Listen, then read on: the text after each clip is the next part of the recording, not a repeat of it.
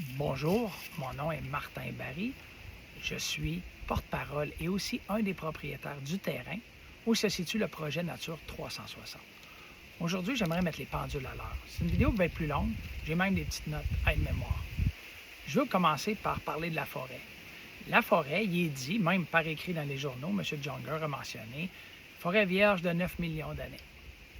Moi, j'ai les photos aériennes ici, là, j'invente rien, là, de 1906, forêt coupée massivement. Il a resté des arbres, ils n'ont pas tout coupé, mais en grande partie. Disons que les bûcherons de 1906 n'avaient pas les mêmes valeurs écologiques qu'on a maintenant. Mais certains arbres ont été épargnés. Ces arbres-là, aujourd'hui, qui ont passé à travers le temps, il y en a d'autres qui sont morts, tout ça, mais ceux qui ont passé à travers le temps sont gros. Ils sont protégés aussi. Donc, ils sont protégés comment? Nature 360 a prévu des servitudes écologiques sur les terrains où se situent les arbres et les autres se situent dans la zone de parc qui, elle, est donnée aux résidents et à la municipalité. Ensuite, il y en a qui disent, moi, mais ils n'ont pas de droit acquis. Droit acquis, je vais vous expliquer ce qu'il y a. Premièrement, le droit acquis est dans la question. La question qui devrait être répondue, c'est est-ce que nous reconnaissons ou ignorons les droits acquis? Tu ne peux pas mettre droit acquis au milieu de ta question s'il n'y en a pas.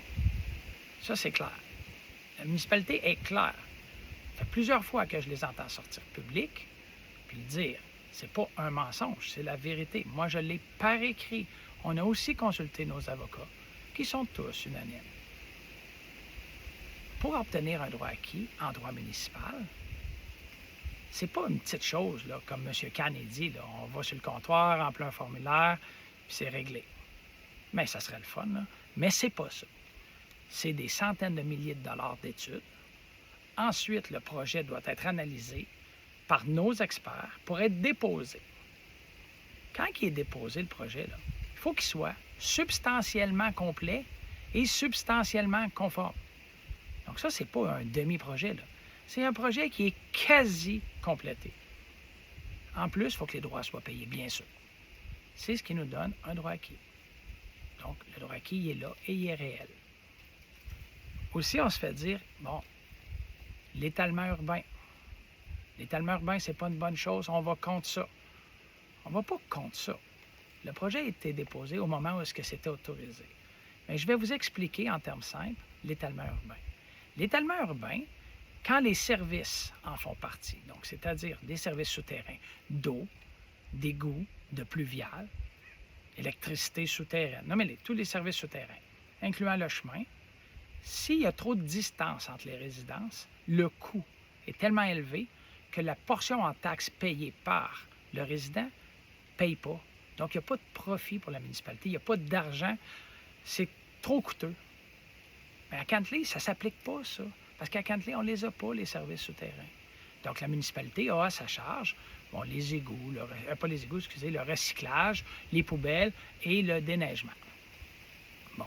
Mais là, ça, c'est pas un problème. Où ce qu'il y a un problème, c'est de faire des longues distances pour aller desservir des petits groupes de population. Ça coûte cher. En campagne, l'étalement urbain, c'est comme ça qu'il faut que ça soit vu.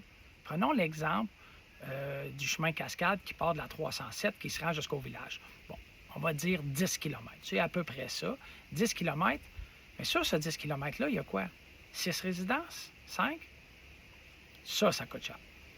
Vous allez me dire, c'est un chemin du MTQ. Oui, mais c'est le Québec. Le Québec, c'est qui paye? C'est tout le monde. Rendu à Cascade, on continue ce chemin-là, on se rend jusqu'au golfe. Un autre 4,5 km avec encore 5-6 résidences. Ça coûte cher. Ça, c'est municipal. Tous les résidents de Cantley doivent payer pour déneiger un chemin qui dessert à peu près personne. Nature 360 veut construire exactement dans cette zone de 4,5 km. Ça veut dire 318 nouvelles taxes pour couvrir les frais. Mais ça couvre bien plus que les frais. C'est rentable, ça l'apporte. Sur une taxation d'environ 2 millions, on peut s'attendre à environ 1,3 million de dollars de profit pour la municipalité qui peut servir à contrôler les hausses de taxes ou à apporter des services supplémentaires. Mais il y a une chose qui est sûre, c'est que ce n'est pas une charge pour la municipalité. Ça, c'est sûr. L'autre chose aussi qu'on s'aperçoit, c'est que nos opposants sont très géolocalisés. Parce qu'il y a quand même 7-8 projets à Cantley. On entend à peu près juste parler de Nature 360. Pourquoi? C'est-tu parce qu'on est voisins de ceux qui se plaignent? Peut-être. Mais ceux qui se plaignent le plus du projet, c'est ceux qui gagnent le moins du projet. Vous remarquerez ça. Parce que les résidents du village Cascade, entendons-nous, la grosse majorité sont pour le projet. Là, on parle toujours des gens qui sont contre, là, qui est une minorité, mais quand même, il faut les respecter. Bon, mais eux, là, selon moi, là, sont moins intéressés par le projet Nature 360 parce qu'eux, ils en ont déjà des sentiers. Parce que le village Cascade a ses propres sentiers. Pas tout le monde qui est au courant, mais de toute façon, vous n'avez pas besoin d'être au courant, vous n'avez pas le droit d'y aller. C'est privé. C'est strictement au groupe de résidents. Ils ont aussi 2 lacs privés. N'essayez pas d'aller là non plus. Tous les résidents du village Cascade ont aussi un accès notarié à la rivière Gatineau, tout près du golfe. Donc, eux ont accès à la rivière. Quand on pense à ça, on se dit, OK, eux, peut-être qu'ils disent, s'il y a plus de monde qui a accès à la rivière, il va y avoir plus de monde sur l'eau. C'est peut-être pour ça que le débat est toujours autour du Mont Lorne. Parce que c'est la seule chose qu'ils ont à gagner, c'est le Mont Lorne. Fait que là, ce qu'on entend, c'est « Ah, le Mont Lorne, on ne veut pas le perdre. » Tu ne peux pas perdre quelque chose que tu n'as pas. Le Mont Lorne est privé. Que ça soit très clair. Il est privé. Tout le terrain est privé. Nous, ce qu'on veut faire chez Nature 360, c'est le rendre public. C'est exactement le contraire. On ne veut pas prendre les choses, on veut les donner. Donc, le Mont Lorne, on le donne en parc. On donne 2 accès à l'eau. Piste cyclable bord de l'eau, piste cyclable bord de chemin, sentier. Tout ça, là, ça réunit les 2 pôles récréo-touristiques, entre le ski et le golf. Ça apporte de l'argent. C'est dur d'être contre ça. M. Khan a dit aussi qu'on veut détruire la forêt. Voyons donc, détruire la forêt. 75% de la forêt reste vierge.